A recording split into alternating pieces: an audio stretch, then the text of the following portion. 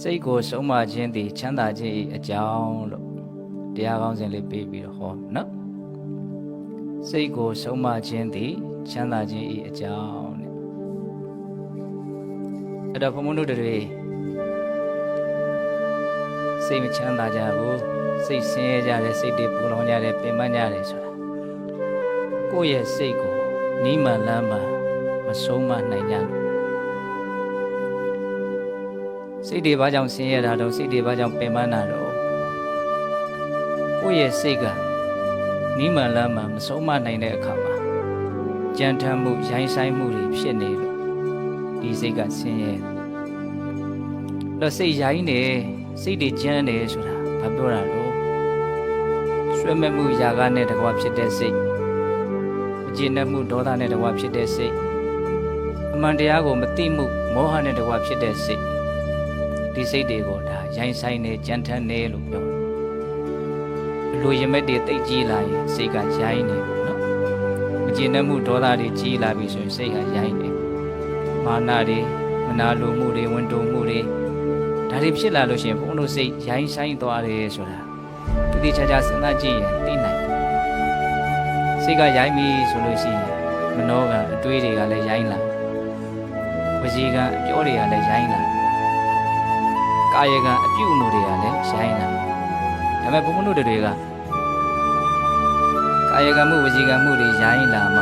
ဒီလိုတော်တော်ရိုင်းမှလားလို့သိရနော်အဲ့ဒီရိုင်းဆိုင်မှုရဲ့နောက်ွယ်ကနေကြိုးကန်ပြီးတော့အဓိကအကြောင်းတရားကြီးအဖြစ်နဲ့ဖန်တီးနေတဲ့စိတ်ရဲ့ရိုင်းဆိုင်မှုမမြင်ဟုတ်လားတကယ်တမ်းကအဲ့ဒီစိတ်တွေရိုင်းနေလို့ဘုန်းဘုန်းတို့ရဲ့စိတ်ကမချမ်းသာအဲ့ဒါကိုနီးမှန်လမ်းမှာဘုန်းဘုန်းတို့တွေကလူချင်းမမောစရာအာယုံနဲ့တွေ့တဲ့အခါမှာကိုယ့်ရဲ့စိတ်ကိုຢာကမဖြစ်အောင်ဆုံးမမယ်ဟုတ်လားမကျေနပ်စရာအာယုံနဲ့တွေ့တဲ့အခါမှာကိုယ့်ရဲ့စိတ်ကိုဒေါသမဖြစ်အောင်ဆုံးမမယ်မေတ္တာဖြစ်အောင်နော်ဘလို့အာယုံနဲ့ပဲတွေ့အမှန်တရားကိုသိအောင်မြင်အောင်ငါကြိုးစားမယ်ဟဲ့ဒါစိတ်ကိုဆုံးမအဲ့ဒါလိုမျိုးအလောဘဓာတ်တွေအဒေါသဆိုတဲ့မေတ္တာဓာတ်တွေအမောဟဆိုတဲ့ပညာဓာတ်တွေဘုံဘုံတို့တန်တာပါဖြစ်အောင်လုပ်တာကိုဒါစိတ်ကိုဆုံးမတယ်လို့ခေါ်တယ်ဒီနေရာဖြင့်ယာယီနေတဲ့စိတ်ကိုယဉ်ကျေးအောင်လုပ်လိုက်တာကျမ်းနေတဲ့စိတ်ကိုနုညံ့အောင်ကြိုးစားတာပေါ့အဲ့ဒါလိုကြိုးစားနိုင်တာနဲ့မြတ်ဘုံဘုံတို့ရဲ့စိတ်ဟာတဖြည်းဖြည်းနဲ့ဆင်းရဲဒုက္ခနေပါပြီးတော့ချမ်းသာမှုရတယ်ဒါမြတ်စွာဘုရားကအတိအလင်းစိတ်ကိုဆုံးမနိုင်လို့ရှိရင်ချမ်းသာမယ်လို့ဟောထားတယ်ဘုံဘုံတို့ဓမ္မပဒပါဠိတော်စိတ်တဝတ်ထဲမှာဒုံနိကဟတလဟုနောယထကာမနိပါတိနောစိတ်တတဓမ္မထောတာတုစိတ်တံတန်တံဒုက္ခဝဟတချို့ဒီကဒါလေးရလိမ့်မယ်နော်ဒုံနိကဟတနှိမ်နှင်းမှုရခဲရင်သောလဟုနောအလွန်မြန်ဆန်သောသဘောရှိသောယထကာမနိပါတိနောလူရှိရာအာယုန်တို့သို့ကြာရောက်ခြင်းတိုင်းကြာရောက်တတ်တဲ့သဘောရှိသောစိတ်ရဲ့သဘောလေးကိုမြတ်စွာဘုရား၃မျိုးပြောစိတ်ဆိုတာ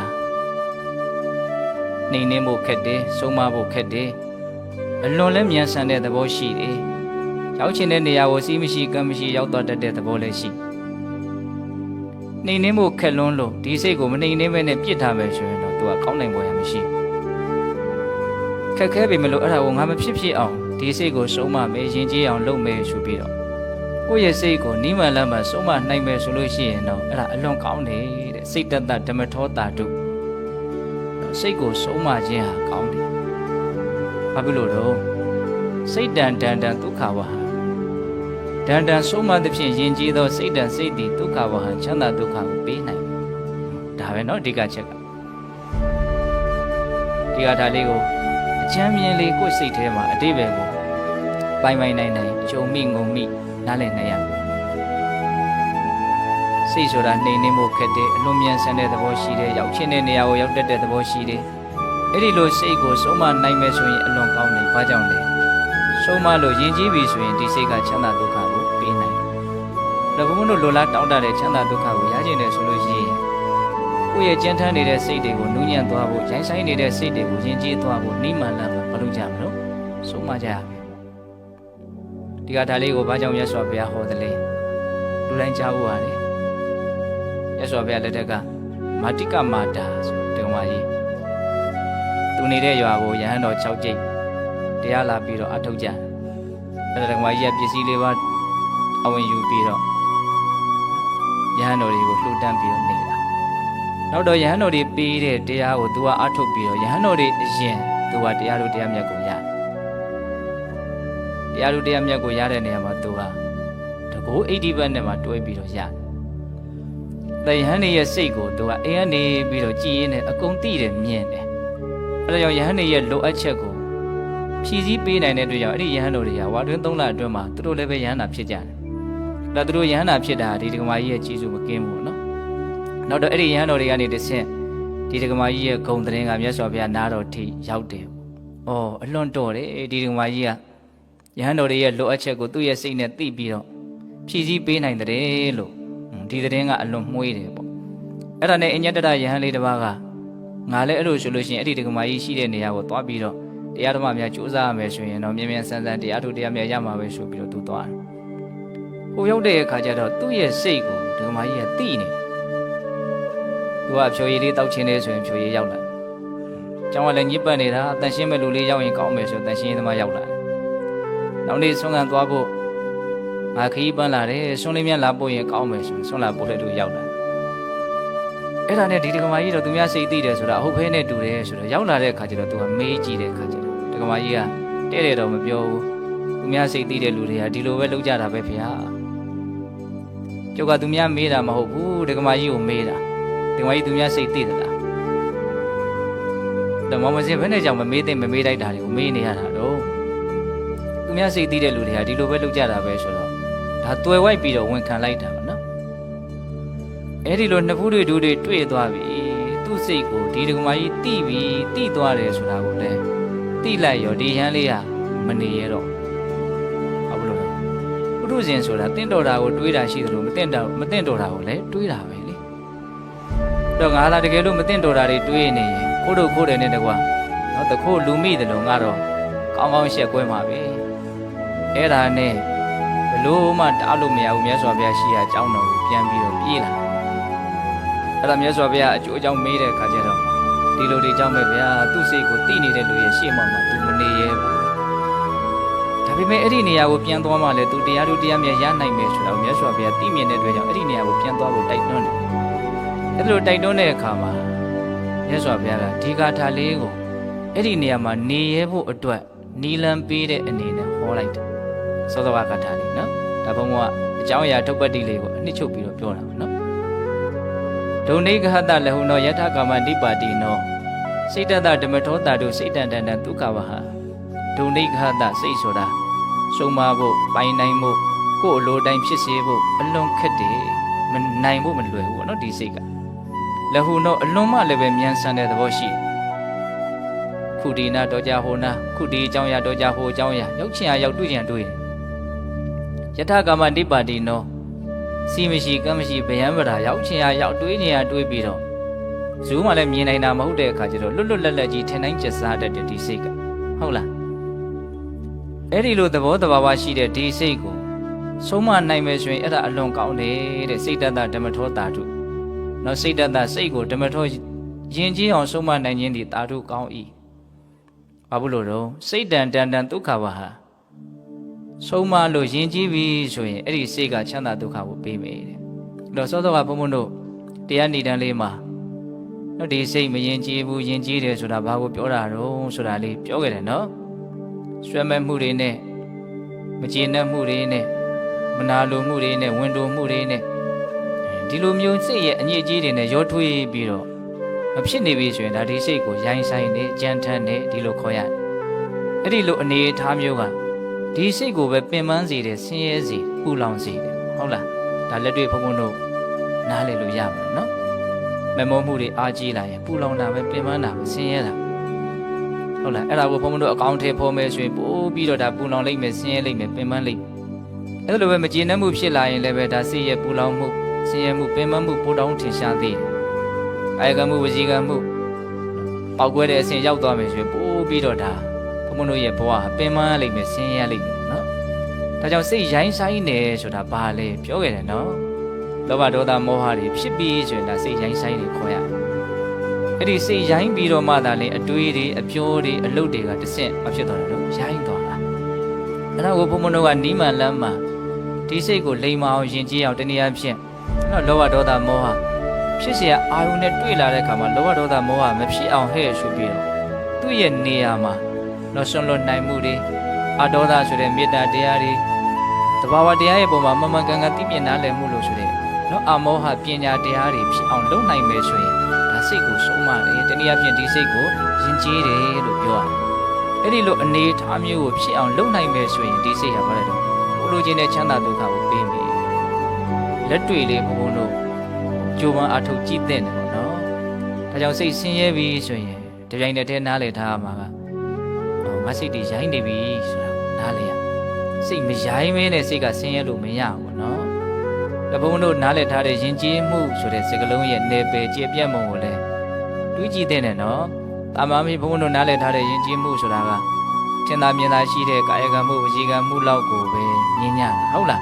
းတကယ်ယဉ်ကျေးမှုအစစ်ရိုင်းဆိုင်မှုအစစ်ကဘယ်မှာအခြေခံနေတာတော့စိတ်ထဲမှာအခြေခံနေတာဟုတ်လားစိတ်ကရိုင်းနေရဲ့အပေါ်ယံဟန်ဆောင်နေတဲ့ယဉ်ကျေးမှုဟာချမ်းသာကိုပေးနိုင်မှာမဟုတ်ဘူးနော်ဟုတ်လားဒါကြောင့်ကိုယ့်ရဲ့အခြေခံစိတ်ကိုမဖြစ်ဖို့လို့တော့ယဉ်ကျေးအောင်ဆုံးမနိုင်ဖို့လိုတယ်အဲ့ဒါဆိုလို့ရှိရင်ဒါဘုံဘုံတို့လိုချင်တဲ့ချမ်းသာရမယ်ပေါ့တော့ဒီနေရာမှာစိတ်ကိုဆုံးမနိုင်ဖို့ဆိုတာလွယ်သလားဆိုတာမလွယ်ဘူးလို့ဒါမြတ်စွာဘုရားအတီးလင်းပြောထားတာပဲလေဒုံနိကဟတနှိမ့်နှင်းဖို့ဆုံးမဖို့ခက်တယ်လို့ပြောထားတာဒါပေမဲ့အဲ့ဒီခက်တဲ့ကိစ္စကိုပဲဘုံဘုံတို့ကဖြစ်မြတ်အောင်လုပ်နိုင်မယ်ဆိုလို့ရှိရင်ဒါကိုလိုချင်တဲ့အကျိုးရလဒ်ရမှာပေါ့နော်ခက်လို့မလုပ်ဘူးဆိုရင်ပို့ပြီးတော့ဆိုးသွားဖို့ပဲရှိတယ်ဟုတ်လားအဲ့ဒီခက်တာကိုဖြစ်အောင်လုပ်မယ်ဆိုတဲ့စိတ်နဲ့ဘုံဘုံတို့စူးစမ်းနိုင်ဖို့လိုတယ်ဘာလို့လဲဆိုတော့ဒီဟာကိုမလုပ်ဘူးဆိုရင်ကိုလိုချင်တဲ့ချမ်းသာမရနိုင်စိတ်ရဲ့ငြိမ်းအေးမှုတတ်တာမှုချမ်းသာမှုဘုံဘုံတို့မရနိုင်ဒါကြောင့်ခက်တော်လည်းပဲဒီဥစ္စာကဖြစ်အောင်လုပ်မှရမယ်ဆိုတဲ့ခံယူချက်နဲ့ယုံကြည်မှုနဲ့နားလည်မှုနဲ့ဒါကိုဖြစ်အောင်ဘုံဘုံတို့ဘာလုပ်ရမလို့စူးစမ်းကြဒါကြောင့်မြတ်စွာဘုရားကအမျှော်မြင်ရှိတဲ့လူတွေအမှန်ကန်သိတဲ့လူတွေဉာဏ်ရှိတဲ့လူတွေကကိုယ့်ရဲ့စိတ်ကိုလိမ်မအောင်ယဉ်ကျေးအောင်ဆုံးမဖို့ကြိုးစားကြတာပဲလို့ဒီလိုဟောထားတာလည်းရှိမြတ်စွာဘုရားလက်ထက်ကနော်ပန္တိတတာမဏေဆိုတာကြားဘူးတယ်နော်ကိုရင်လေးနော်ခုနှစ်နှစ်သားလေးနဲ့ယဟန္တာဖြစ်တယ်ဆိုကြားဘူးတယ်နော်အဲ့ဒါသူ့ရဲ့ဥပိ္ပဇေဆရာရှင်သာရိပုတ္တရာနဲ့ကိုရင်ဝိပ္ပိမကြသေးပါမကြခင်မှာပဲမြို့ထဲကိုဆွန့်ငံလိုက်သွားတာလို့ဆွန့်ငံလိုက်သွားတဲ့အခါကျတော့ဒီကျောင်းတော်နဲ့မြို့ရဲ့ကြားထဲမှာလယ်ကွင်းတွေရှိတော့အဲ့ဒီလယ်ကွင်းတွေကိုဖျက်ရတာ哦ဖျက်ရတဲ့အခါကျတော့လယ်ကွင်းတွေထဲမှာလယ်သမားတွေကမြောင်လေးတွေတွဲပြီးတော့ရေယူကြတာရေသွင်းကြတာဒါကိုမြင်တဲ့အခါကျတော့ကိုရင်ကအလွန်ချမ်းသာတဲ့တထေသားဒါတွေကိုမမြင်ဘူးအဲ့တော့ရှင်သာရိပုတ္တရာကိုမေးတယ်တဲ့အရှင်ဘုရားဒီရေတွေကစိတ်ရှိသလားလို့မေးတယ်ဟုတ်လို့မေးတာတော့ဆိုတော့လိုချင်တဲ့နေရာကိုရေတွေကနော်တွင်နဲ့စီးလာတာနော်ဟိုနားလေးလိုချင်ဟိုနားလေးဆွဲသွားရေကလိုက်သွားတာရေကလှုပ်ရှားပြီးတော့လူသွားတယ်လူလိုချင်တဲ့နေရာကိုရေကရောက်နေတာဆိုတဲ့ခါကျတော့သူ့မှာစိတ်မြန်းရှိသလားဆိုတဲ့အတွေးနဲ့ကလေးတဘာဝမေးကိုရင်ရေမှာစိတ်မရှိပါဘူးဆိုတော့ကိုရင်ဘာတွေးတယ်ထင်တော့စိတ်မရှိတဲ့ရေကိုတောင်ကိုလိုချင်တယ်လို့လှုပ်လို့ရတယ်ဆိုရင်စိတ်ရှိတဲ့ငါဟာငါရဲ့စိတ်ကိုနော်တမထတရားဝိပဿနာတရားနဲ့နော်လိမ္မာအောင်ယဉ်ကျေးအောင်ဆုံးမတဲ့နေရာမှာဘာကြောင့်ဖြစ်မြောက်အောင်မလုပ်နိုင်မရှိရမှာတော့အဲ့လိုစဉ်းစားဒါပါရမီလဲပါလို့ပေါ့နော်အဲ့ဒါနဲ့ဘုံဘုံတို့ရှေ့ဆက်သွားတဲ့အခါကျတော့မြို့အဝင်နော်မုတ်ဆိုးတွေလေးသမားတွေဘာလုပ်နေကြတာတွေ့တုံးဆိုတော့မြားတံတွေကိုဖြောင်းနေတယ်တွေ့နော်မျက်စိတစ်ဖက်မှိတ်ပြီးတော့ကြည့်မီးဘေးမှာမီးဖို့ပြီးတော့ဒီအပူပေးလိုက်ဖြောင်းလိုက်နော်တိုင်လေးတွေစိုက်ထားပြီးတော့ဖြောင်းအောင်လုပ်တာပေါ့နော်အဲ့တော့ကိုရင်အဲ့ဒါကိုမြင်တဲ့အခါကျတော့မေးပြန်တယ်ရှင်ဗျာတဲ့ဒီဝါဒံလေးတွေမှာရောစိတ်ရှိသလားဝါဒံလေးတွေမှာလည်းကိုရင်စိတ်ပဲရှိမှာတော့အဲ့တော့ကိုရင်ကစဉ်းစားပြန်တယ်စောစောကတော့စိတ်မရှိတဲ့ဒီဝါဒံကိုတောင်ကိုလိုချင်လို့ဖြောင်းယူလို့ရတယ်ဆိုရင်ငါစိတ်ကိုဘယ်နဲ့ကြောင့်နော်ဖြောင်းမတ်အောင်ယဉ်ကျေးအောင်အည်သွေးရှိအောင်လုပ်လို့မရပဲရှိမှာတော့ငါဖြစ်အောင်လုပ်မယ်အဲ့ဒီလိုတွေးတာအဲ့ဒါနဲ့ဘုံဘုံတို့ရှေ့ဆက်သွားတဲ့အခါကျတော့မြို့ထဲရောက်သွားပြီမြို့ထဲကျတော့အလုံးမျိုးစုံလုပ်ကြတဲ့အိမ်တွေအကုန်တွေ့ပြီဟုတ်လားအဲ့ဒီမှာဘာတွေ့လို့ဆိုတော့လက်သမားတွေလှဲဘိန်းတွေလုပ်နေကြတယ်မြင်ကွင်းကအစုံမြင်ရတာပေါ့နော် အဲ့ဒီလှဲပိန်းတွေလုံနေတော့လှဲပိန်းတွေကဘုန်းဘုန်းတို့တကူတို့ဆိုတာတွေကအကွေးလေးတွေရင်ဆက်မှဝိုင်းကြီးဖြစ်သွားတာ။အိုးအဲ့ဒါကိုဒီမှာစူးတို့စောက်တို့ဓာတ်တို့ပဲကုတ်တို့နဲ့ရွှေကြခုတ်ကြထစ်ကြပြုတ်ပြင်းကြဖန်တီးကြဒါကိုမြင်တဲ့အခါကျတော့ကိုရင်ကအရှင်ဗျာဒီတစ်သားတွေမှာရောစိတ်ရှိလားဖေ။ကိုရင်တစ်သားမှာစိတ်ပဲရှိမလို့စဉ်းစားပြန်တယ်စောတော့လို့ပဲစိတ်မရှိတဲ့အသားကိုတောင်လိုချင်တယ်လို့လှုပ်လို့ရတယ်ဆိုရင်ငါစိတ်ကိုဘယ်နဲ့ကြောင့်ငါဟာနော်သူတော်ကောင်းတရားမှာလိမ္မာကျွမ်းကျင်အောင်အမှန်တရားကိုသိအောင်မလုပ်နိုင်ပဲရှိရမလို့ငါလုပ်မယ်အဲ့လိုစဉ်းစားအဲ့ဒါစဉ်းစားပြီးတော့ကိုရင်ကဆုံးဖြတ်ချက်ကိုပိုင်ပိုင်နိုင်နိုင်ချတယ်အရှင်ဗျာတဲ့တပည့်တော်ကြောင်းပြန်တော့မယ်တဲ့နော်သူ့ဖို့နော်ငကြင်းသားလေးနဲ့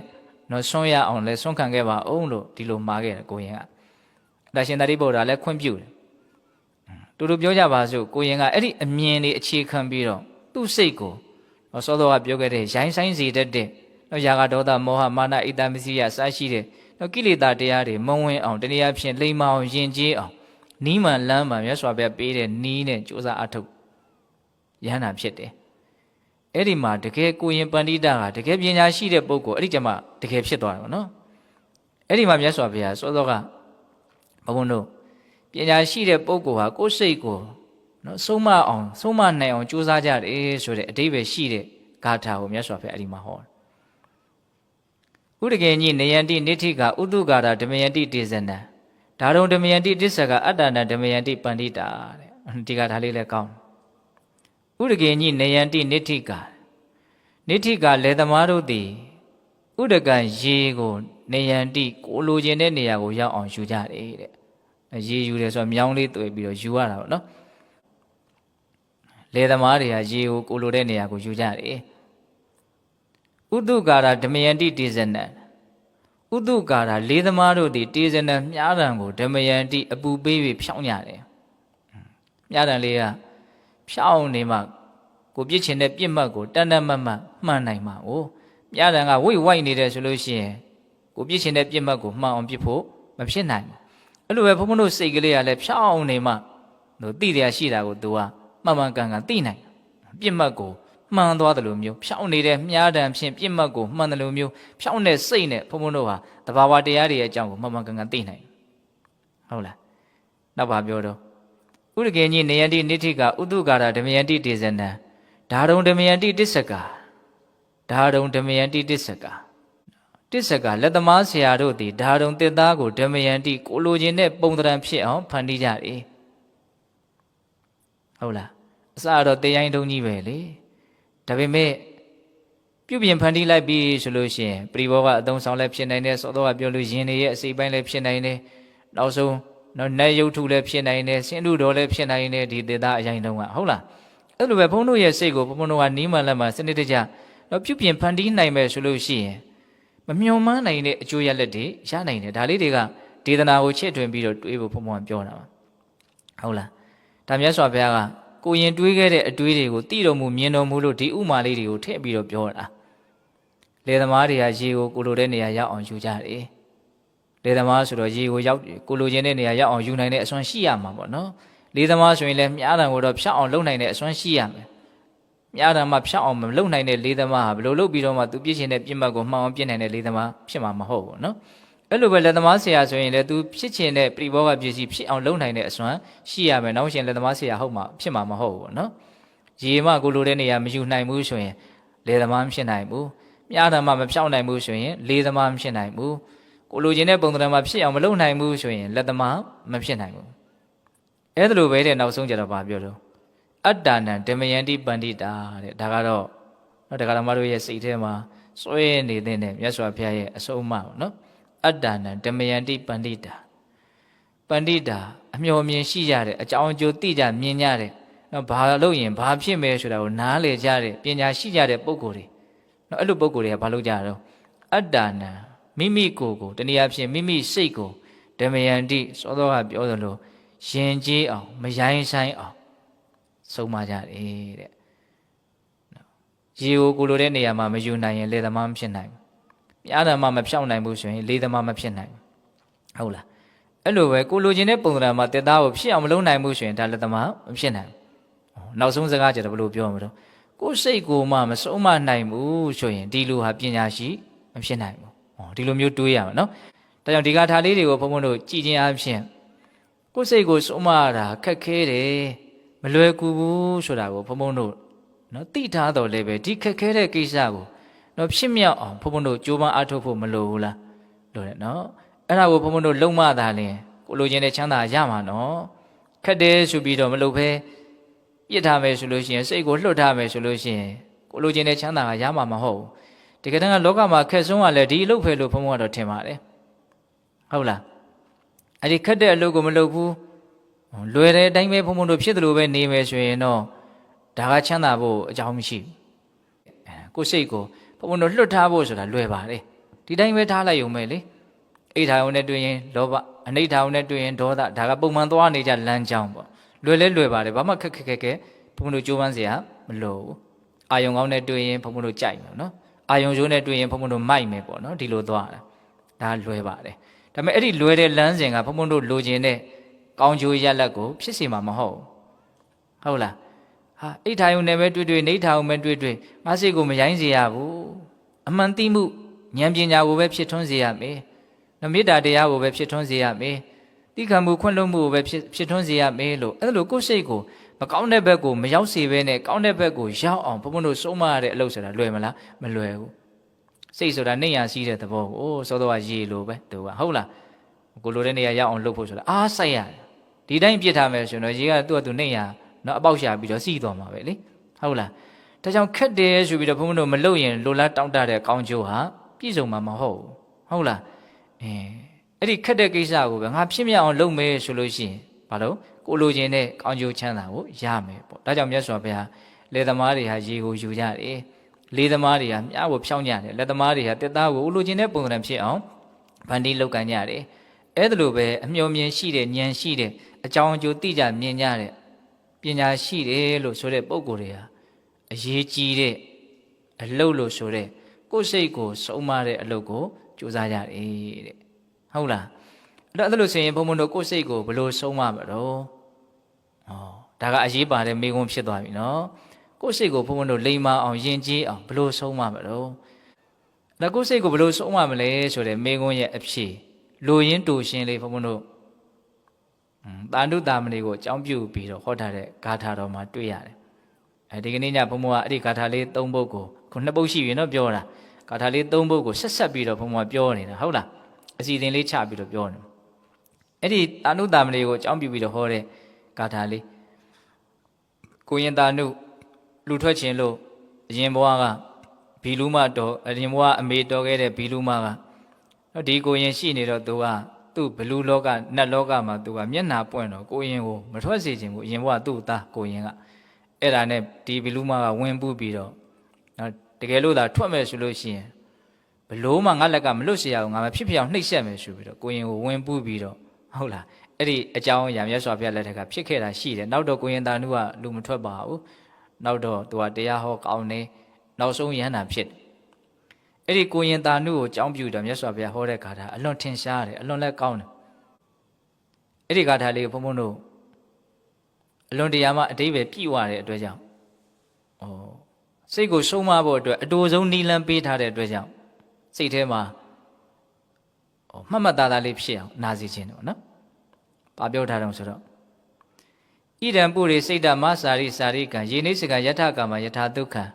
ံတတိဇာဟနေကနိတာမိယောနိတောဟဋ္ဌိပပိနံဝေယအင်ကုတကဟောတဲ့ဂါထာကြီးဂါထာဆိုရတာတော့နည်းနည်းခက်တယ်ဣဒံပုရိစိတ်တမစာရိစာရိကံယေနိစကယထကာမယထာဒုက္ခံဒီကြတော့စိတ်ရဲ့သဘောလေးကိုမြတ်စွာဘုရားဘယ်လိုပြောတော့ပုရိရှိခါကာလ၌ဣဒံစိတ်တံဤစိတ်သည်ဆိုလိုတာရှေးတုန်းကစပြီးတော့ခုချိန်ထိတိုင်အောင်တတ္တဝါရဲ့စိတ်ဘသူစိတ်ဘဝစိတ်လို့မကန့်တတ်ဘူးစိတ်မှန်သမျှပေါ့ဗျာဟုတ်လားစိတ်တည်းရဲ့သဘောဘယ်လိုရှိတော့တဲ့ဟိုရှေးတုန်းကစပြီးတော့ဒီကနေ့တိုင်အောင်ဣဒံစိတ်တံဤစိတ်သည်ယထကာမယေနိစကံယထကာမယထာဒုက္ခံယေနိစကံအလိုရှိတိုင်းယထကာမအလိုရှိရာယထာဒုက္ခံကောင်းနိုးရာရာစာရိကံလှဲ့လေခြင်းကိုအစရိလှဲ့လေခဲ့ဘူးလားလေပြီတဲ့ဒကာဓမ္မတို့ဘုန်းတို့ရဲ့စိတ်ကဟိုးဘဝတန်တရားကာလတလျှောက်ဒီကနေ့တိုင်အောင်သူဟာထင်သလိုကျက်စားလာခဲ့တယ်အာယုန်ရဲ့ပုံမှာထင်သလိုကျက်စားလာခဲ့တယ် အဲ့လိုထင်လို့ကျက်စားလာတယ်ဆိုတာကိုမြတ်စွာဘုရားဘယ်လိုလေးပုံဖော်ပြတော့အဲ့ဒါလေးကိုဘုံဘုံကအလွန်ပြောခြင်းရေနိစ္စကံယထာကမ္မယထာဒုက္ခံစကလုံးလေး၃လုံးသုံးရေနိစ္စကံအလိုရှိတိုင်းယထာကမ္မအလိုရှိရာယထာဒုက္ခံကောင်းလို့ရာအဲ့ဒါကိုဘုံဘုံစိတ်ထဲမှာဘယ်လိုနားလဲသွားတော့ဘယ်လိုတွေးမိတော့ဆိုတော့စိတ်ဆိုတာနော်ကောင်းလို့ရာသူကောင်းမယ်ထင်တဲ့အာယုန်တွေပေါ်မှာကျက်စားတာဟုတ်လားယထာဒုက္ခံကောင်းလို့ရ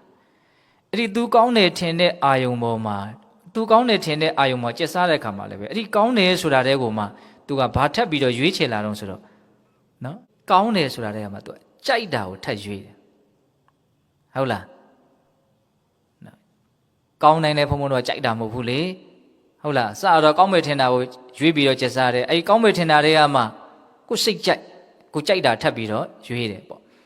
အဲ့ဒီကြိုက်တာကိုတွေ့ပြီးဆိုရင်တော့ရေနိစ္စကံအလိုရှိတိုင်းတဲ့အလိုရှိတိုင်းဆိုတာကတော့အတိုင်းစားမရှိတော့ဘူးပေါ့နော်ဒီတဲပဲသူကတဝဲလေလေနဲ့မထွက်နိုင်မဲနဲ့ကျက်စားနေတော့တာစိတ်ရဲ့သဘောလေးကိုဘုံဘုံကမြတ်စွာဘုရားပြောပြတဲ့စကားလုံးလေးတွေကိုကိုတွေးမိတာလေးတွေကိုပြောပြတာဟုတ်လားကောင်းတယ်ထင်တာတွေကမှကြိုက်တာကိုတွေးပြီးဆိုရင်တော့ကြိုက်တဲ့လောက်သူကသွားတယ်ဆိုတဲ့သဘောစိတ်ရဲ့သဘောနော်အဲ့ဒါရှေးကာလကစပြီးတော့ဒီကနေ့တိုင်အောင်ဒီစိတ်ဟာဒီပုံစံနဲ့သူထင်တယ်လို့ကျက်စားလာခဲ့တာပေါ့နော်အထင်ရင်ကိုမရှိဗျယံပရာဒီလိုလာခဲ့တာအဲ့ဒါကိုမြတ်စွာဘုရားဘယ်လိုဥမာပေးတော့အင်ကုတကဟောတဲ့ချွန်းကင်သောစင်တိန်သည်ဟဋ္ဌိပဝေနအမှုံရသောစင်ကိုနေကနာတိဝိယနှိတ်ကွဆုံးမတကဲ့သို့ဣဇာယနေ့အဟံငါသည်တန်စိတ်တံထိုဖြစ်ခြင်းတိုင်းဖြစ်နေတဲ့ဒီစိတ်ကိုထိုစိတ်ကိုယောနိသောမနတိကာရလို့ဆိုတဲ့တင့်လျောက်ပတ်မှန်ကန်စွာတွေးတောဆင်ခြင်နိုင်ရင်လို့ဆိုတဲ့ယောနိသောမနတိကာရဖြင့်နိကနိတ္တာမိနှိတ်ကွပေအံဆုံးမပေအံတဲ့ဒီကြတော့သူကနှိတ်ကွတယ်ဆိုတဲ့စကားကိုသုံးတယ်ဟုတ်လားအဲ့ဒါမြတ်စွာဘုရားဘယ်လိုဥမာပေးတော့ချွန်းကင်ထားတဲ့စင်တိန်ဟာအမှုံရစ်တဲ့စင်ကိုဆုံးမတယ်လို့နှိတ်ကွတယ်လို့တဲ့ဟုတ်လားစင်ကိုဘုန်းဘုန်းတို့ဆုံးမတဲ့နေရာမှာစင်ကိုနိုင်အောင်ကိုင်းတဲ့နေရာမှာလက်ချီဗလာတက်တက်နဲ့သွားပြီးတော့ကိုင်းလို့မရဘာပါရမှာတော့ချွန်းပါရမှာနော်အဲ့လိုပဲဘုန်းဘုန်းတို့ရဲ့စိတ်ကိုဘုန်းဘုန်းတို့ကိုင်းတွယ်တဲ့နေရာမှာဘာမှဘုန်းဘုန်းတို့အသိဉာဏ်ပညာမရှိဘဲနဲ့ကိုယ်စိတ်ကိုလိမ္မာစေခြင်းနဲ့ယဉ်ကျေးသေးခြင်းနဲ့ဆိုတဲ့ဆန္ဒတစ်ခုလောက်နဲ့ဘုန်းဘုန်းတို့ဆုံးမလို့မရဘူးအမှုံရစ်တဲ့စင်ကိုဆုံးမပဲဆိုရင်ချွန်းဆိုတဲ့လက်နဲ့ရှိဖို့လိုတယ်လို့နော်ဒီစိတ်ကိုဘုန်းဘုန်းတို့ဆုံးမပဲဆိုလို့ရှိရင်လည်းပဲလက်နဲ့လိုတယ်ပေါ့နော်အဲ့ဒီလက်နဲ့ကိုဒီနေရာမှာမြတ်စွာဘုရားပါပြောဆိုယောနိသောလို့ပြောတယ်ယောနိသောဆိုတာယောနိသောမနတိကာရကိုပြောတာနော်ယောနိသောမနတိကာရဆိုတာနော်လမ်းကြောင်းမှန်မှန်တွေးတဲ့သဘောပေါ့လမ်းကြောင်းမှန်မှန်တွေးတာနော်သူစဉ်းစားတာဆင်ခြင်တာတွေးတောတာလမ်းကြောင်းမှန်တယ်မှန်တဲ့အတိုင်းသူတွေးတောတတ်တယ်ဆင်ခြင်တတ်တယ်နှလုံးသွင်းတတ်တယ်အဲ့ဒါကိုပါခေါ်တော့ယောနိသောမနတိကာရအဲ့ဒီယောနိသောမနတိကာရဖြင့်ဘုန်းဘုန်းတို့ရဲ့စိတ်ကိုဘာလို့ရမှာတော့ဆုံးမရပြီတဲ့အလွန်ကောင်းနော်ဒီကဒါလေးဟုတ်လားတတန်တရားလုံးဖြစ်ချင်တိုင်းဖြစ်လာတဲ့နှကောင်းတယ်ထင်တာတွေကမှကြိုက်တာကိုတွေ့ရင်ကြိုက်တဲ့လောက်နောက်မဆုတ်တန်းကျင်လေကျက်စားလာခဲ့တဲ့ဘုန်းဘုန်းတို့ရဲ့စိတ်ဟုတ်လားအဲ့ဒီစိတ်ကိုဒီကနေ့ကစပြီးတော့ချွန်းကင်တဲ့စင်တွေကအမှုံရစ်တဲ့စင်ကိုနှိတ်ကွတယ်လို့နော်ယောနိသောမနတိကာရဆိုတဲ့ပညာတရားနဲ့ငါရဲ့စိတ်ကိုနှိတ်ကွမယ်ဆုံးမမယ်လို့ဒီလိုအဓိပ္ပာယ်ရတယ်ဟုတ်လားအဲ့ဆိုရင်ဘုန်းဘုန်းတို့အဖြေတွေ့ပြီနော်ဒီစိတ်ကိုဘုန်းဘုန်းတို့ဘာနဲ့ဆုံးမမလဲဆိုတဲ့မေခွန်းရဲ့အဖြေအတွေ့တော့ယောနိသောမနတိကာရဟုတ်လားယောနိသောမနတိကာရဒီကိုယ့်ရဲ့စိတ်ကိုဆုံးမတဲ့နေရာမှာမဖြစ်မနေလိုအပ်တဲ့လက်နက်ပဲဟုတ်လားအဲ့ဒါမပါရင်ဘုန်းဘုန်းတို့ရဲ့စိတ်ကိုဆုံးမလို့မရအောင်အဲ့လိုဆိုလို့ရှိရင်ယောနိသောမနတိကာရရဲ့အကြောင်းကိုဘုန်းဘုန်းတို့ချစ်ပြည့်နားလည်ဖို့လိုမယ်ပေါ့နော်ဒါဘုန်းဘုန်းတို့ယောနိသောမနတိကာရရဲ့တဘာဝကိုအကျဉ်းမြင်လေးယောနိသောမနတိကာရ၅မျိုးရှိတယ်ဆိုတာကိုပြောခြင်းအဖြစ်ယောနိသောမနတိကာရရဲ့အကြောင်းကိုနည်းနည်းလေးလေ့လာကြည့်မယ်ပေါ့နော်ယောနိသောမနတိကာရအကျဉ်းမြင်အဖြစ်၅မျိုးရှိသူကအဓိပ္ပာယ်ကအကျယ်ကြီးတကယ်တမ်းကတော့ပညာနဲ့ရှင်ပြီးတော့ဖြစ်နေတဲ့မြင့်မြတ်တဲ့တဘာဝဟုတ်လားဒါပေမဲ့အဲ့ဒါကိုဘုန်းဘုန်းတို့အနှစ်ချုပ်ပြီးတော့နော်ယောနိသောမနတိကာရကိုနားလည်အောင်ကြိုးစားမယ်ဆိုလို့ရှိရင်၅မျိုး၅ပိုင်းပိုင်းပြီးတော့ဘုန်းဘုန်းတို့နားလည်ကြည့်ရမယ်အဲ့ဒါအခြေခံကြတဲ့ယောနိသောမနတိကာရတစ်မျိုးအစစ်မြင့်တဲ့ယောနိသောမနတိကာရ၄မျိုးဆိုပြီးတော့ယောနိသောမနတိကာရအကြောင်းကိုဘုန်းဘုန်းတို့နားလည်ကြည့်မယ်နော်အခြေခံကြတဲ့ယောနိသောမနတိကာရဆိုတာဘာပြောတာလဲဆိုတော့ကံကံရဲ့အကျိုးကိုမှန်မှန်ကန်ကန်စဉ်းစားနိုင်တာတွေးတောနိုင်တာဆင်ခြင်နိုင်တာဟုတ်လားကံကံရဲ့အကျိုး ဒါဗုဒ္ဓဘာသာတွေအနေနဲ့အခြေခံကြကြနားလည်ထားကြပြီးသားနော်ကံဆိုတာဘာကိုပြောတာတော့စေတနာကိုပြောတာနော်ကိုယ့်ရဲ့အတွင်းတန်တန်မှာကာယကံမှုဝစီကံမှုမနောကံမှုဆိုတဲ့အမှုကိစ္စတွေဖြစ်ဖို့အတွက်တိုက်တွန်းနှိုးဆော်နေတဲ့သဘောတိုက်တွန်းနှိုးဆော်တဲ့သဘောပဲစေတနာဆိုတာသူ့ရဲ့တိုက်တွန်းနှိုးဆော်မှုနဲ့ဘုံဘုံတို့ကာယကံမှုဝစီကံမှုမနောကံမှုအလုပ်တွေအပြောတွေအတွေးတွေဆိုတာအထမြောက်သွားတာဒါကြောင့်သူ့ကိုမြတ်စွာဘုရားကံလို့သတ်မှတ်အကျိုးပေးတာ तू ကအကျိုးပေးတာဟုတ်လားအဲ့ဒီကံကအကြံဉာဏ်ဖြင့်ကောင်းတဲ့ကံရဲ့ဆိုးတဲ့ကံကောင်းတဲ့ကံကကောင်းကျိုးချမ်းသာကိုဖြစ်စေတယ်ဆိုးတဲ့ကံကနော်ဆင်းရဲဒုက္ခကိုဖြစ်စေတယ်ဒါက तू ကဘယ်သူမှအဲ့လိုဖြစ်အောင်လုပ်ထားတာမဟုတ်ဘူးသူ့ရဲ့တဘာဝနိယာမအတိုင်း तू ကအဲ့တိုင်းသွားနေတာဟုတ်လားအဲ့ဒီအမှန်တဘာဝကိုဘုံဘုံတို့ကဘာလုပ်ရမလို့စဉ်းစားရမယ်ဆင်ခြင်ရမယ်အဲ့ဒါကိုစဉ်းစားမယ်ဆင်ခြင်မယ်ဆိုလို့ရှိရင်ကိုယ့်ရဲ့စိတ်ကိုဆုံးမပြီးသားဖြစ်တယ်နော်အကုသိုလ်ဖြစ်เสียအခြေအနေတွေနဲ့ကြုံလာပြီဆိုလို့ရှိရင်ဘုံဘုံတို့ဒီအခြေခံကြတဲ့ယောနိတော်မနတိကာရကိုလက်ကင်ထားရကိုပြုတ်ထားတဲ့ကံတရားအတိုင်းဖြစ်နေကြတာလို့ဆင်ခြင်ရင်ဘုံဘုံတို့မှာမကျေနပ်တဲ့စိတ်တွေလျော့နေသွားနိုင်လက်ခံနိုင်မှုတွေမြင့်လာတယ်ဗောနော်ဒေချာစဉ်းစားနော်တတ္တဝါတိုင်းဟာကိုပြုတ်ထားတဲ့အမှုအတိုင်းကိုစေတနာနဲ့တန်တဲ့အကျိုးရလဒ်ကိုရရှိနေကြတာလို့ဘုံဘုံတို့ဆင်ခြင်ရင်ဘာလျော့နေသွားမလို့မကျေနပ်မှုလျော့နေတယ်ဒါတစ်ချက်နော်နောက်တစ်ခုကိုပြုတ်တဲ့အတိုင်းကိုစေတနာအတိုင်းဆက်ပြီးတော့ဘုံဘုံတို့ရရှိကြရမှာခံစားကြရမှာတိမ့်ပိုက်ကြရမှာလို့အနာဂတ်ပေါ့နော်အနာဂတ်ကိုဘုံဘုံတို့ပါတော့ကမ္မအမြင်နဲ့ဘုံဘုံတို့တွေးကြည့်တာပေါ့အဲ့လိုတွေးကြည့်ရင်ဘာဖြစ်မှာတော့ဆိုတတိထားမှုတွေထိတ်လန့်မှုတန်ဝေကတွေအများကြီးဖြစ်နိုင်တယ်ငါမကောင်းတာလုပ်လို့တော့မဖြစ်ဘူးမကောင်းတဲ့စိတ်မွေးလို့တော့မဖြစ်ဘူးဟောထိတ်လန့်မှုရှိတယ်နော်ငါကောင်းတာလုပ်မှဖြစ်မယ်တွန်းအားလည်းအများကြီးဖြစ်တယ်တတိထားမှဖြစ်မယ်ဟောစဉ်းစားနော်ဒီချက်လေးတစ်ချက်ဘုံဘုံစဉ်းစားမိတယ်ပေါ့ဟုတ်လားတတ္တဝါတိုင်းဟာကိုပြုတ်ထားတဲ့အမှုအတိုင်းကိုစိတ်စေနာနဲ့တန်တဲ့အကျိုးရလဒ်ကိုရရှိနေကြတာလို့စဉ်းစားရင်ဘာဖြစ်မှာတော့မကျေနပ်မှုနည်းမယ်ပေါ့ဟုတ်လားအနာဂတ်ကိုလှမ်းမျှော်မှန်းပြီးတော့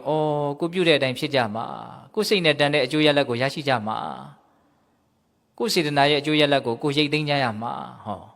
ကိုစိုက်ထားတဲ့မျိုးစေ့အတိုင်းအပင်ပေါက်ပြီးတော့ဒါရရှိကြမှာဒီသဘောပေါ့နော်အဲ့ဒါကိုစဉ်းစားရင်ဘုန်းတော်ဘာဖြစ်မှာတော့တတိအားကြီးလာမယ်နော်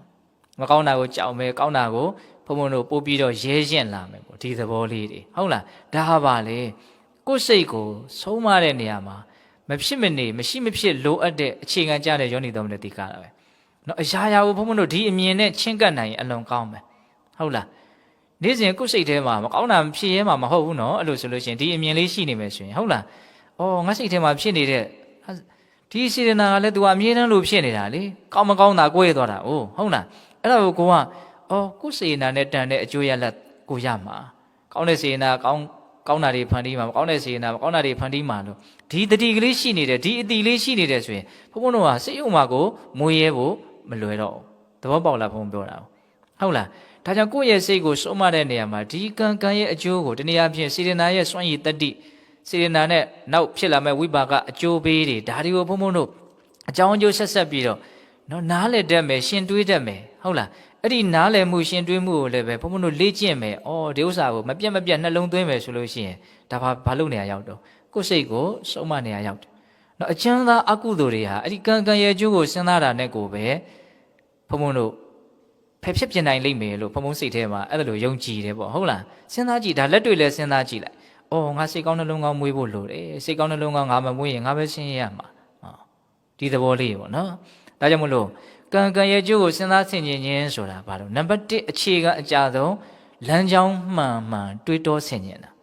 ဟုတ်လားအဲ့ဒါကိုဘုံဘုံတို့ကျွမ်းကျင်အောင်လေ့ကျင့်ရမယ်ဟုတ်လားလေ့ကျင့်ပြီးရင်လည်းပဲဘာလို့ဖို့လို့တော့အသုံးချရမယ်ပေါ့နော်ဘလို့ချင်းနေနေပဲကြုံဒီစဉ်းစားဆင်ခြင်မှုလေးနဲ့ကိုယ့်ရဲ့စိတ်စေတနာကိုယ့်စိတ်ရဲ့အရည်အသွေးကိုနှိမ့်ချမသွားအောင်ဘာလို့ရမလို့ထိမ့်သိမ့်ရမယ်ပေါ့ဟုတ်လားဒါဒီပင်လည်းဘာလို့နေတာလဲကိုယ့်စိတ်ကိုစုံမတယ်ဟုတ်လားဒါကြောင့်ဒီအချက်ကိုကြည်ကြည်ပြန့်ပြန့်ဆက်ပြီးတော့လည်းဘုံဘုံကတွေးကြည့်စေခြင်းပါတယ်ဟုတ်လားတတ္တဝါတိုင်းဟာကိုပြုတ်ထားတဲ့အမှုနဲ့တန်တာကိုရရှိနေကြတာကိုပြုတ်ထားတဲ့အမှုနဲ့တန်တာကိုရရှိကြအောင်မှာဘုံဘုံတို့ဥပိ္ပခာတရားကိုပြောတဲ့နေရာမှာဘယ်လိုပြောတော့တခါကြီးကံရဲ့ကျိုးကိုစဉ်းစားပြီးတော့ပြောတာနော်ဟုတ်တယ်မဟုတ်လားမြင့်မြတ်သောလေးလျူရှုမှုတတ္တဝါတိုင်းဟာအကုန်လုံးဟာတကယ်ကြတော့ဘယ်လိုတော့ဒီကံကျိုးဆွဲတဲ့အတိုင်းက ကနေကြရတာပဲဟုတ်လားဒီအကျိုးရလဒ်ကိုဘုန်းဘုန်းတို့ဘလို့မှရှောင်လို့မရဒါကိုလက်တွေ့ကြကြစိတ်ထဲကထဲထဲဝင်ဝင်နားလည်ထားဖို့လိုတယ်ဟုတ်လားကိုယ့်ရဲ့ရုပ်ရည်ကိုယ့်ရဲ့ပိုင်ဆိုင်မှုကိုယ့်ရဲ့အရည်အသွေးကိုယ့်ရဲ့စိတ်နေသောအကုန်လုံးဟာဘုန်းဘုန်းတို့တစ်ချိန်ကပြုတ်ခဲ့တဲ့အမှုတွေရဲ့အကျိုးရလဒ်တွေပဲအခုလည်းပဲဘုန်းဘုန်းတို့ကအမှုတွေကိုမပြုတ်ဘဲနဲ့ရက်တက်နေတာမဟုတ်ဘူးနော်စေတနာတွေကာယကံမှုဝစီကံမှုနောကံမှုတွေဆက်လက်ပြီးတော့ကံတွေဘာလို့နော်ထုတ်လုပ်နေတယ်အဲ့တော့အကျိုးရလဒ်တွေကလည်းရှစ်ဆက်ပြီးတော့သွားမှာပဲလေဟုတ်လားအဲ့ဒီတော့ဘုန်းဘုန်းတို့ကမ္မဝါဒအမြင်ကနေပြီးတော့ဘုန်းဘုန်းတို့နော်စဉ်းစားတွေးတောဆင်ခြင်နိုင်မယ်ဆိုလို့ရှိရင်အများကြီးကိုယ့်ရဲ့စိတ်ဟာမဖြစ်သွားနိုင်နော်ရင်ကျက်သွားနိုင်တယ်ရင်ကြီးလိမ်မာသွားနိုင်တယ်ရိုင်းဆိုင်တာတွေလျှော့သွားနိုင်တယ်ပေါ့ဟုတ်လားဒါကြောင့်ဒါလေးကိုဘုန်းဘုန်းနည်းနည်းလေးဦးစားပေးပြီးတော့ပြောတယ်ဟုတ်လားဆင်ရိုင်းကိုဆုံးမဖို့ဆိုလို့ရှိရင်ချွန်းလို့တယ်ကိုယ့်ရဲ့စိတ်ကိုဆုံးမဖို့ဆိုရင်လည်းယောနိသောမနတိကာရလို့တယ်အဲ့ဒီယောနိသောမနတိကာရကြောင့်ပြောတာနော်ခုဟုတ်လားယောနိသောမနတိကာရဘယ်နှမျိုးလဲ၅မျိုးအခုကအခြေခံအကြဆုံးကံရဲ့အကျိုးဒီနေရာဖြင့်စေတနာနဲ့သူ့ရဲ့စွမ်းရည်တတိဒီတဘာဝဟုတ်လားဒါကိုဘုံဘုံလို့စဉ်းစားဖို့နောက်ဒုတိယနောက်အစင်းမြင့်ယောနိသောမနတိကာရ၄မျိုးဆက်သွားကြည့်မယ်နော်အစင်းမြင့်ယောနိသောမနတိကာရ၄မျိုးကိုဘုံဘုံတို့အကျဉ်းမြင့်ဘလို့မှတ်မလို့ဆိုတော့အနိစ္စဒုက္ခအနတ္တအတုပလို့ဒီလေးလုံးကိုအရင်မှတ်ဟုတ်လားအနိစ္စဒုက္ခအနတ္တအတုပကြားဘူးပြီးသားစကားလုံးတွေပါဟုတ်လားကြားဘူးတာမှနည်းနည်းမဟုတ်ဘူးရင်းရင်းနှီးနှီးကိုကြားဘူးထားတယ်နော်အဲ့တော့အနိစ္စဆိုတာဘာပြောတာတော့မတည်မြဲတဲ့သဘောဘာပဲဖြစ်လာဘုံဘုံတို့စုပ်ကင်ထားလို့မရဘူးထိမ့်သိမ့်ထားလို့မရဘူးအကုန်လုံးဟာလက်လွတ်သွားတဲ့သဘောဆုံးရှုံးသွားတဲ့သဘောရှိတယ်ဖြစ်ချင်းတရားတွေရဲ့မတည်မြဲတဲ့သဘောကိုမြင်တာအနိစ္စကိုဘုံဘုံပြောနေတာနော်ဟုတ်လားအခုဘုံဘုံရဲ့အတန်ဒါကိုကြောင်းပြီးတော့ဒီမှာကြားစိတ်ဖြစ်တယ်တွေးတယ်ခံစားတယ်ဟာဒါတွေဖြစ်နေတယ်အခုလုံးလုံးဆယ်ဖြစ်နေတယ်အဲ့ဒီဖြစ်နေတာတွေကိုအကဲခတ်ကြည့်လိုက်ဘာဖြစ်သွားတာတော့ပြီးသွားတာဘယ်တော့မှပြန်ပြီးတော့မတွေ့နိုင်တော့ဘူးတကယ်လည်းမရှိတော့ဘူးဒါကြောင့်ပြီးလိုက်တာဒါပေမဲ့နောက်ထပ်အကြောင်းတရားတွေကဆက်နေတာဖြစ်တဲ့အတွက်ကြောင့်ထပ်ပြီးတော့ဖြစ်နေတာဟုတ်လားတေချာစဉ်းစားနော်ဟုတ်လားအကုန်လုံးအပီးပိုင်ထားခဲ့တာပေါ့နော်ထားခဲ့တာကအကောင့်ထဲကြံပြီးတော့ထားခဲ့တာမျိုးမဟုတ်ဘူးနော်လုံးဝမဖြစ်သွားတာတော့ပျောက်ကွယ်သွားတာဟုတ်လားအနာဂတ်မှာလည်းတကယ်တမ်းဘာမှကြိုးပြီးတော့စောင့်နေတာမရှိဘူးဟုတ်လားအခုပြစ္ဆုတ်ပံဖြစ်နေတာလေးကိုပဲဘုံဘုံတို့နားလဲကြည့်လိုက်ဒါကြောင့်ဒီအနိစ္စကိုသိခြင်းအဲ့ဒီသိထားတဲ့အသိကိုဘုံဘုံတို့အသုံးချရတာပေါ့နော်အဲ့ဒါပါတော့အစမြင့်တဲ့ယောနိသောမနတိကာရဘာမှတည်မြဲမနေဘူးဆိုတဲ့အမြင်အဲ့ဒါကိုနေရာတကာဘုံဘုံတို့အသုံးချကြည့်ဟုတ်လားဒါပေမဲ့သူ့ကိုအသုံးချနိုင်ဖို့အစကနဦးအထိုက်အလျောက်အနိစ္စရဲ့သဘောကိုပိုင်နိုင်နားလည်ထားတဲ့အသိဉာဏ်လေးတော့ရှိဖို့လိုမယ်လို့ထင်ဟုတ်လားအဲ့တော့အနိစ္စကိုသိခြင်းအဲ့ဒီပစ္စုပန်ကလေးတွေကိုဘုံဘုံတို့ပိုင်းဖြတ်ပြီးတော့မြင်တတ်တဲ့ကြည့်တတ်တဲ့အလေးကျင့်ကိုလေ့ကျင့်ရတယ်တတိပဋ္ဌာန်ကိုပြောတာပါပဲဟုတ်လားပစ္စုပန်တိုင်းလေးကိုကြည့်နေသောသောဟာတွေမရှိတော့ဘူးဆိုတာကိုအလိုလျောက်နားလည်သွားလိမ့်မယ်ပြီးရင်တောက်လျှောက်ဘဝကရှေ့သို့မရက်မနာသွားနေတာနော်နည်းနည်းလေးတောင်ဘုံဘုံတို့ရက်လို့မရဘူးစင်ပြေမပြေသွားနေတယ်တောက်လျှောက်နော်တမပေးထားတဲ့နိုင်တလုံးလို့တက်နဲ့သွားနေတယ်ဘယ်ချိန်မှမရက်ဘူးသေလည်းမရက်ဘူးသေလည်းနောက်ဘဝယုံနဲ့ဆက်ဖြစ်မှာပဲသူကဘယ်ချိန်ကျမှဒီယုံနဲ့တွေအကုန်လုံးချုပ်ဆုံးသွားမှာတော့နော်ယဟန္တာဖြစ်ပြီးဟုတ်လားသုတိစိတ်ကြာပြိဋိဘံစံပြီးဆိုတော့မှယုတ်ဒုက္ခနံဒုက္ခတွေအကုန်လုံးသိမ့်သွားမှာဟုတ်လားအောက်ရှင်တော်ဘုံဘုံတို့သေတယ်ဆိုတာလည်းပဲဒါပါတော့ဘဝတစ်ခုကနေဘဝတစ်ခုအတိတ်ထပ်ပြီးတော့ဖြစ်သွားတာပဲဘဝရဲ့ပုံသဏ္ဍာန်အနေအထားလေးကတော့ပြောင်းသွားတဲ့သဘောရှိတာပေါ့သို့တော့ယုံနာကတော့ယုံနာပဲဆက်ဖြစ်သွားတာပဲဟုတ်လားအိဋ္ဌံဖြစ်တယ်ဆိုရင်လည်းဘာတော့ယုံနာပေါ့ဒါပေမဲ့အဲ့ဒီနံတရားတွေကြတော့အဆင့်အတန်းအရည်အသွေးတော့ကွာသွားတာပေါ့နော်လူရဲ့နံဓာတ်နဲ့အိဋ္ဌံရဲ့နံဓာတ်ဘယ်တူမလို့ဘာမတူတာတော့သိနိုင်မြင်နိုင်တဲ့အနေအထားမတူတာဟုတ်လားနောက်အိဋ္ဌံလေးတွေကိုလည်းသိပြီးတော့အဆင့်မနှိမ့်နဲ့နော်လူရဲ့စိတ်မှာလည်းပဲသိနိုင်မြင်နိုင်ဆုံးအကြနေတယ်ဆိုရင်တချို့လူရဲ့စိတ်ကအိဋ္ဌံစိတ်နဲ့သိထူတာမဟုတ်ဘူးနော်သဘောပေါက်ဖို့လိုတယ်ဟုတ်လားအဲ့တော့ဘုံဘုံအခုဘာပြောနေအောင်ဆိုအနိစ္စပေါ့နော်မတည်မြဲမှုအဲ့ဒီမတည်မြဲမှုကိုသိအောင်တတိပဋ္ဌာန်နည်းပညာပြစ္ဆုတ်ပန်တိုင်းကိုအတိမတ်ပြုတဲ့နည်းပညာပြစ္ဆုတ်ပန်တိုင်းကိုအတိမတ်ပြုတာဘယ်ကနေစမြတ်စွာဘုရားသင်ပေးတော့အနိစ္စကိုသိဖို့ဒီအာနာပါနအစသင်ပေးဟုတ်လားဒီဝင်လေထွက်လေလေးဒီထဲမှာဘုံဘုံတို့အမှန်တရားတွေကိုအဆုံးစုံထိလိုက်ရှာလို့ရနိုင်တယ်ဒီထဲမှာဘုံဘုံတို့ဇွဲမရှိလို့မတွေ့တာဟုတ်လားဒီယုတ်တိနံတွေဒီအာနာပါနဝင်သက်ထွက်သက်ထဲမှာ ယုံနံတဘာဝကိုဘုံဘုံတို့သိနိုင်တယ်အနေဆာကိုသိနိုင်တယ်အနတ္တကိုသိနိုင်တယ်ဒုက္ခကိုသိနောက်ဆုံးဒုက္ခသစ္စာကိုသိသွားနိုင်တယ်နောက်ဆုံးလောကကြီးတစ်ခုလုံးရဲ့အပေါ်မှာအမှန်သိပြီးတော့ဒါရဲ့အပေါ်မှာတွေ့တာမမောမှုကိုစွန့်လွတ်နိုင်တဲ့မြင့်မြတ်တဲ့အရိယာသူတော်စင်ဖြစ်ကိုရောက်သွားနိုင်တယ်ဒီဝင်လေထွက်လေကိုကြည်ခြင်းအပြင်ပေါ့နော်အနေဆာသိတဲ့အဆင့်ကိုအများကြီးကျော်သွားနိုင်တယ်နော်သဘောပေါက်လားဘုံပြောတာအဲ့ဒီအနေဆာကိုဘုံဘုံတို့သိအောင်လှုပ်ထားလို့သိမယ်ဆိုရင်အဲ့ဒါကိုဘုံဘုံတို့ဘာလုပ်အောင်လို့အသုံးချရမယ်တွေးတောရမယ်ဆင်ခြင်ရမယ်ဒီအနေဆာကိုကိုသိဘူးတဲ့အတိလေးကိုဘုံဘုံတို့ဖြောက်မပြစ်နဲ့အဲ့ဒါကိုမေ့မထားနဲ့အဲ့ဒါကိုနေရတကာမှာဘာလုပ်ရမလို့အသုံးချရမယ်မြတ်စွာဘုရားဒါကိုအလွန်မြင်သေးခြင်းတာအဲ့တော့ဒီဝိပဿနာဉာဏ်နဲ့ဒီအနေဆာကိုဘုံဘုံတို့အလွန်စိတ်တဲ့အနေထားထိရအောင်မြင်တာကိုမှပညာလို့ဆိုတာမဟုတ်ခက်ကြဲမြင်ရင်လည်းဒါသူ့အဆင့်နဲ့သူပညာပဲဆိုရပါစို့မြတ်စွာဘုရားဟောထားတဲ့ဝေပုံလပပ္ပတသုတ်တံဆိုတာရှိတယ်ဘုံဘုံတို့ဟောဖို့ပါလေဒီဝေပုံလတောင်ကြီးကိုပြပြီးတော့မြတ်စွာဘုရားဟောတာလေဒီတောင်ကြီးကတစ်ချိန်လုံးကနာမည်ဘလို့ခေါ်တယ်ဘလောက်မြင့်တယ်သူ့ထိပ်ကိုရောက်အောင်ဘလောက်တက်ရတယ်အဲ့ဒီတုန်းကလူသားတွေရဲ့တက်တန်းကဘယ်နှသောင်းရှိတယ်အဲ့ဒီတုန်းကဘယ်ဖျားပွင့်ခဲ့တယ်လက်ရတော်ရန်ကဘယ်သူလက်ဝဲရန်ကဘယ်သူအခုအဲ့ဒါတွေမရှိတော့ဘူးဒီတောင်ကြီးရဲ့အဲ့ဒီတုန်းကနာမည်လေးပျောက်သွားပြီဟောဒီကဘာမှာဖြစ်ခဲ့တာကိုမြတ်စွာဘုရားပြောတာဟုတ်လားနောက်တဆင့်တက်လာဟောနောက်ဖျားတဆူကောကုတံကောနာဟာလာကတ္တပဖျား၄ဆူကိုဖျားဟောတာဟုတ်လားနောက်ဖျားဆူကြတော့ဒီတောင်ကြီးကနည်းနည်းနှိမ့်တော့တယ်နာမည်လည်းပြောင်းသွားပြီလူတွေရဲ့တဏ္ဍာလည်းတိုးသွားပြီ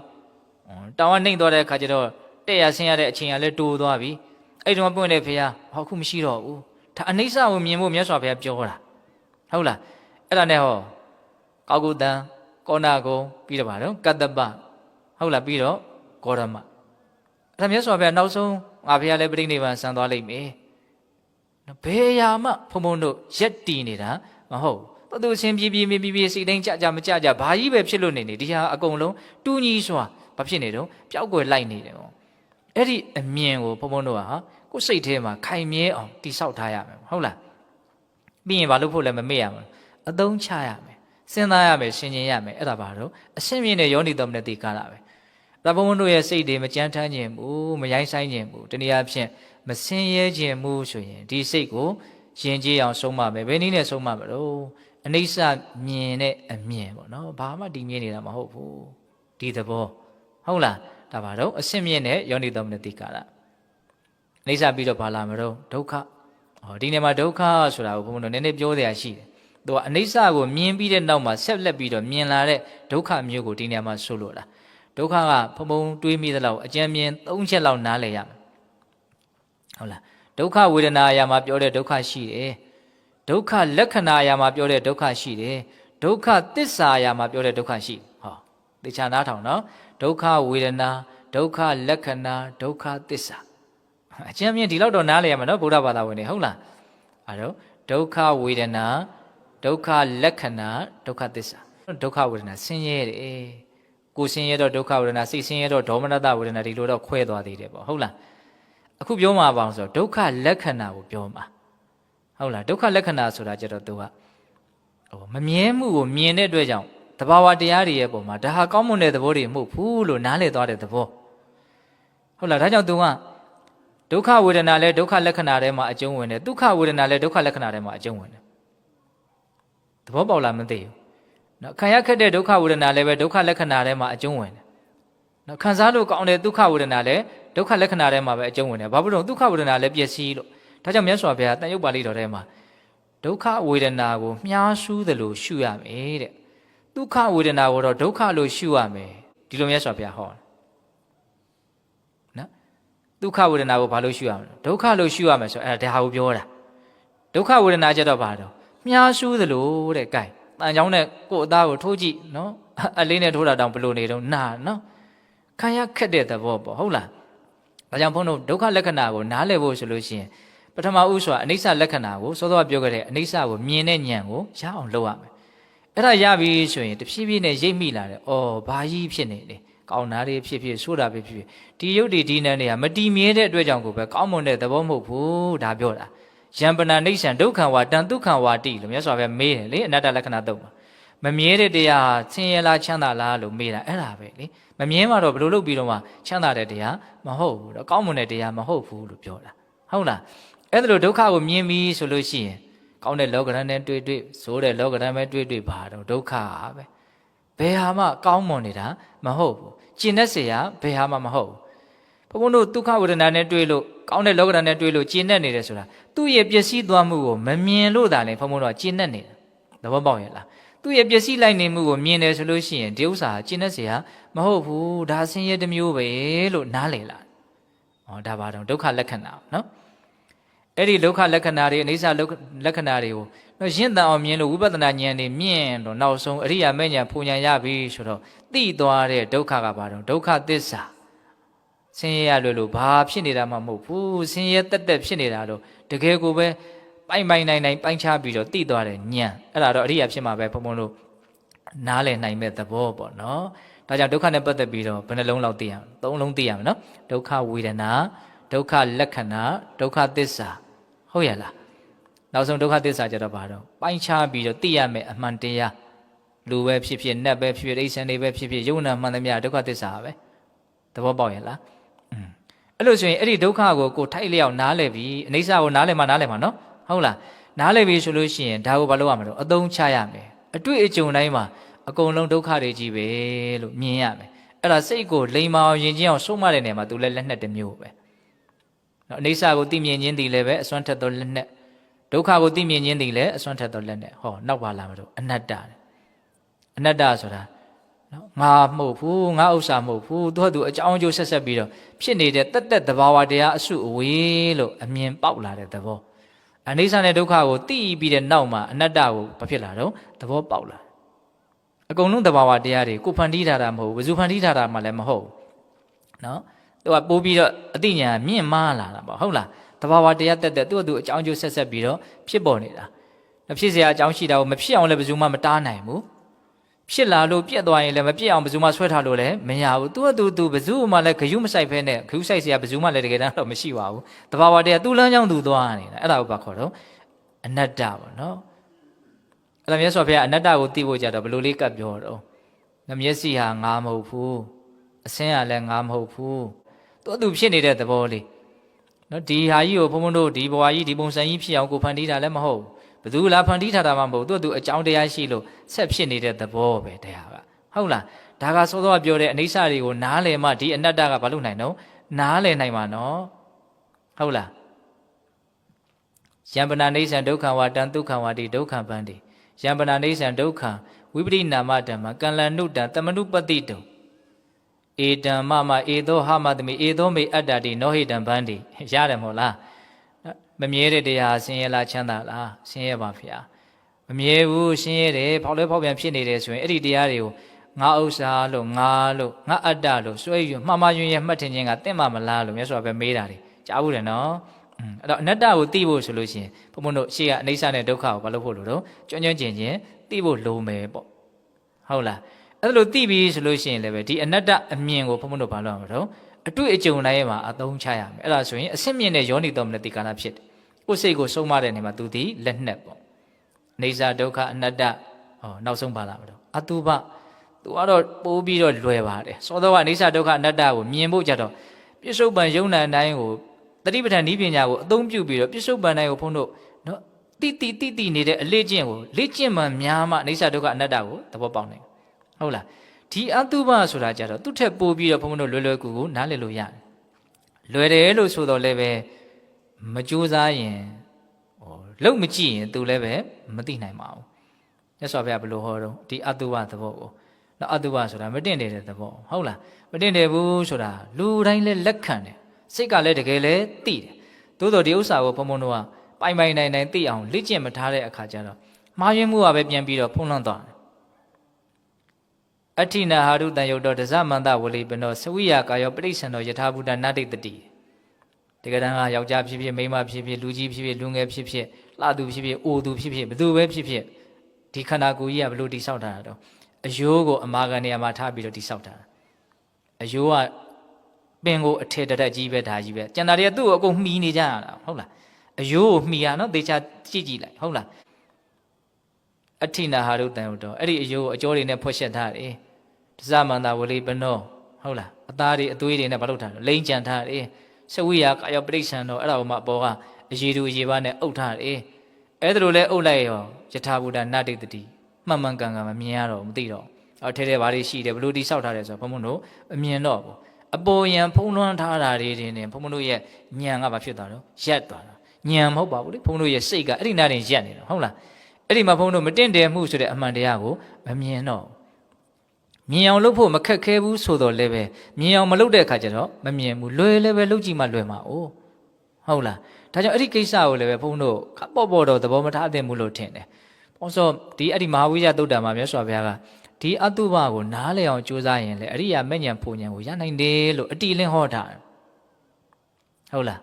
။အဲ့ဒီဝိဇ္ဇသုတ်တံကိုရအောင်ကြက်ထားနော်အလွန်ကောင်းတဲ့အဲ့ဒီဥစ္စာဟုတ်လား။သန္နရာကောဝိရတောတောဘိက္ခုပညာနဝဣဒာဣဇကအမတံတန်တိန်နိဗ္ဗာနံဗရမိစုတံဟုတ်လား။တကယ်ဘုန်းတို့ဒီခန္ဓာရဲ့မတင့်တယ်မှုနော်ယုံရှာဆက်စုပ်ဖွယ်အတုပအမှုကိုတကယ်မြင်မယ်ဆိုရင်ဟုတ်လားကိုယ်ခန္ဓာကိုယ်ပေါ်မှာပဲဖြစ်ဖြစ်သူတစ်ပါးခန္ဓာကိုယ်ပေါ်မှာပဲဖြစ်ဖြစ်ဆန္ဒရာဂလို့ဆိုတဲ့ဒီအလိုဆန္ဒလောဘတွေကဘာဖြစ်သွားမလဲချုပ်ပြောက်သွားမယ်ဣဇကအမတံတန်တိန်နိဗ္ဗာနံဗရမိစုတံနော်ငြိမ်သက်တဲ့ချမ်းသာအစစ်ဖြစ်တဲ့မသေးရနိဗ္ဗာန်ကိုရနိုင်တယ်လို့အတိအလင်းမြတ်စွာဘုရားဟောထားတယ်ဟုတ်လားဒါကြောင့်ဒီအတုပလွယ်ကူရဲဆိုတဲ့ကိစ္စလေးကိုဘာလို့ဖို့လို့တော့စူးစမ်းကြည့်ဖို့လိုတယ်လုပ်ကြည့်ဒီ32ခုထာတာကိုနော်သင်ယူဖို့တော့လိုမယ်နော်သူကလည်းပဲဟုတ်လားဇံမေမွေးခြင်းခြေသည်လက်သည်သွားရည်အသားကြောရိုးတွင်ခြင်းသည်အညှို့နှလုံးအသေးအမြင့်အဖြစ်ဆုပ်ဥမဥသိမ်းစာသစ်စာဟောင်းအုံနောက်သေးရည်တလိပ်ပြည်သွေးချွေးစီခဲမျက်ရည်အစီကြီးတတွေးနှက်အစေကျင်ငယ်32ခုထာတာအစုဝေး32မျိုးပေါ့ဟုတ်လားအဲ့ဒါကိုဘယ်ကုထာတာဘယ်နာလေးမှာဘယ်လိုအယောင်ရှိတယ်ဘယ်လိုပုံသဏ္ဍာန်ရှိတယ်သူ့ဘေးမှာဘယ်ကုထာတာရှိတယ်တကိုယ်လုံးကိုကျွမ်းကျင်အောင်မြတ်စွာဘုရားခန္ဓာဗေဒမှာဟုတ်လားဒါဘာလို့ခိုင်းတော့သင်ယူခိုင်းတယ်လေ့လာခိုင်းတယ်ပြီးရင်ဘာလို့ရမလဲအဲ့ဒါကိုဆင်ခြင်ရမယ်သုံးသပ်ရမယ်ဒါပဲလေဒီဟာပဲရှိတာပဲဟုတ်လားဒါကိုမြင်လို့ရှိရင်ဘုံဘုံတို့အတ္တလို့ဆိုတဲ့ငါဇွဲပေါ့ဘာဖြစ်သွားမလို့နည်းသွားတဖြည်းဖြည်းနဲ့နည်းသွားမယ်ဒါကြောင့်မလို့ဘုံဘုံတို့ဒီအတုပကိုနားလည်အောင်လုပ်ပြီးရင်လည်းဘာလို့မလဲသူ့ကိုလည်းမမေ့နဲ့အသုံးချမယ်ရွှန်ရှာဆက်စုပ်ပဲအစုဝေးမြပဲလောကဆိုတာဟုတ်လားအဲ့ဒီလိုမျိုးသွားမယ်ဆိုရင်လည်းပဲဒါအစစ်မြင့်တဲ့ယောနိတော်မနတိကာလဖြင့်ကိုယ့်ရဲ့စိတ်ကိုနော်အစင်တန်းရှိအောင်လိမ္မာအောင်ယဉ်ကျေးအောင်ဘလို့ရောက်တော့ဆုံးမရောက်တယ်ဟုတ်ပြီနော်အဲ့လိုဆိုရင်ယောနိတော်မနတိကာလဘယ်နှမျိုးတော့၅မျိုးအခြေခံယောနိတော်မနတိကာလလို့ဆိုတဲ့စေတနာရဲ့စွန့်ရည်တတ္တိသို့မဟုတ်ကံကံရဲ့အကျိုးဒါကိုဘုံဘုံတို့စဉ်းစားဆင်ခြင်တာနော်ကိုပြုတ်ထားတဲ့အတိုင်းဖြစ်နေကြတာကိုပြုတ်ထားတဲ့အတိုင်းဖြစ်ကြအောင်မှာဒီနှမျိုးနော်ကျင့်တတ်မှုရဖို့နဲ့တတိတံပစဉ်ဉာဏ်ရှင်နိုင်ဖို့ဒီအတွက်ဘုံဘုံတို့ဘာလို့ဖို့လို့တော့ဒီနှစ်ချက်ကိုကောင်းကောင်းစဉ်းစားဖို့လို့ဟုတ်လားကိုပြုတ်ထားတဲ့အတိုင်းဖြစ်နေကြတာကိုပြုတ်ထားတဲ့အတိုင်းဖြစ်ကြအောင်မှာသဘောပေါက်လားဘုံပြောတာ